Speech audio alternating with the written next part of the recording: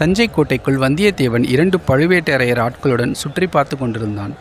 ஆனால் அவன் மனம் முழுக்க ஒரே எண்ணம். பெரிய பழுவேட்டரையர் வரும் முன்பு எப்படியாவது இந்த கோட்டையை விட்டு தப்பித்தே ஆக வேண்டும்.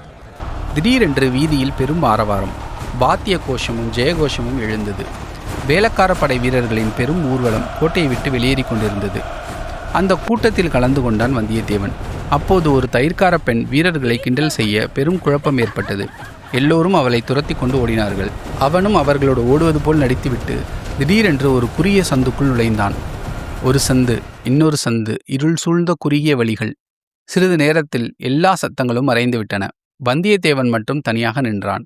கடைசியில் அவன் ஒரு உயரமான மதில் சுவரை அடைந்தான். சுற்றிலும் அடர்ந்த மரங்கள், இருட்டும் அமைதியும் மட்டுமே. களைப்பில் அவன் அந்த சுவரில் சாய்ந்தபடியே தூங்கி போனான். எவ்வளவு நேரம் கடந்தது என்று தெரியவில்லை.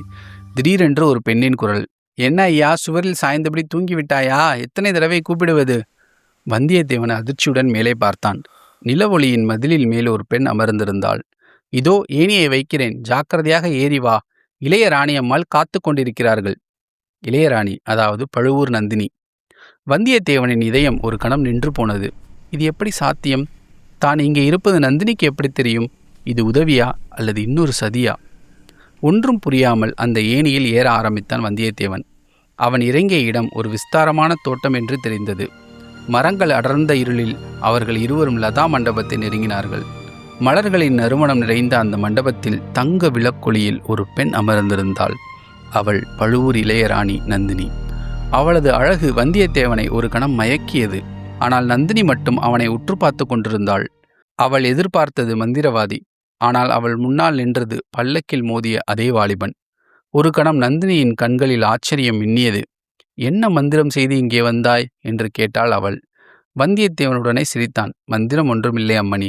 தாங்கள் வைத்த ஏணியில் ஏறி வந்தேன். மன்னிக்க வேண்டும். தாங்கள்தான் இந்த ஏழையை நினைவு கூர்ந்து இந்த ஏற்பாடு செய்திருக்கிறீர்கள் என்று எண்ணிவிட்டேன்." நந்தினியின் கண்கள் இன்னும் கூர்மையானது. "மன்னிப்பதற்கு அவசியம் ஒன்றும் ஏற்படவில்லையே. நீ ஏன் இன்னும் என்னை பார்க்க வரவில்லை என்று தெரிந்து கொள்ள விரும்பினேன். அதற்காகவே தான் நான் மந்திரவாதியை கூப்பிட்டு அனுப்பினேன்" என்றாள். பிறகு வந்தியத்தேவனை பார்த்து ஆழ்வார்க்கடியார் கூறிய செய்தி என்ன என்று வினவினாள். ஆழ்வார்க்கடியார் தங்களுக்கு சொல்லி அனுப்பிய செய்தி கிருஷ்ண பகவான் தங்களுக்காக காத்து கொண்டிருக்கிறார் என்பதுதான். தாங்கள் கண்ணனை மணந்து கொள்ளும் கல்யாண காட்சியை பார்க்க வீர வைஷ்ணவ பக்த கோடிகள் காத்து கொண்டிருக்கிறார்களாம். நந்தினி ஒரு பெருமூச்சு விட்டாள். "நீ அவரை பார்த்தால் எனக்காக இதை சொல்லிவிடு. அவருக்கு நந்தினி என்று ஒரு சகோதரி இருந்தாள் என்பதை அடியோடு மறந்து விடும்படி சொல்லும்." ஆழ்வார்க்கடியாரை பார்த்து தங்கள் மறுமொழி சொல்லிவிடுகிறேன். தனக்கு இந்த கோட்டையை விட்டு தப்பிச் செல்ல உதவி புரியுமாறு கேட்டான்.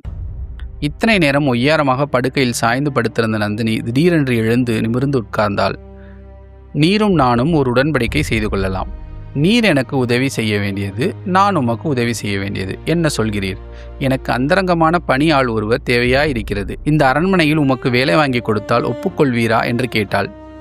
"இந்த மாதிரி சேவையை இன்னொரு மாதரசிக்கு செய்வதாக ஏற்கனவே ஒப்புக்கொண்டு விட்டேன். அவள் வேண்டாம் என்று நிராகரித்தால் தங்களிடம் வருகிறேன்" என்று சொல்லியபடி ஆதித்ய கரிகாலர் குந்தவைக்கு கொடுத்த ஓலையை எடுத்து நீட்டினான்.